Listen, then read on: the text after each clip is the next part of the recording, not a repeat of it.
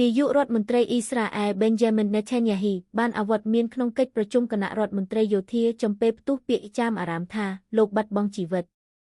តាមរយៈវីដេអូផ្សាយលើកញ្ចក់ទូរទស្សន៍រដ្ឋអ៊ីស្រាអែលគេឃើញថាក្នុងកិច្ចប្រជុំតបគឺមិនមានវត្តមានលោក Netanyahu ទេពោលគឺមានតែរដ្ឋមន្ត្រីការពារជាតិ Israel Katz និងមន្ត្រីជាន់ខ្ពស់ជាមួយមេតបផ្សេងទៀតប៉ុណ្ណោះ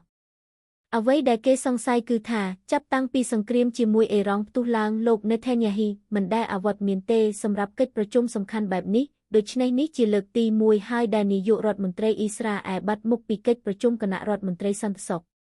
ប្រភពជាច្រើនបានលើកឡើងដូចគ្នាអំពីមរណភាពរបស់លោក Netanyahu ជាពិសេសមុននេះក៏មានការបញ្ចេញវីដេអូសង្ស័យជាដែលបង្ហាញពីបុរសខ្លាំងអ៊ីស្រាអែលមានរូបរាងខុសលក្ខណៈផងដែរ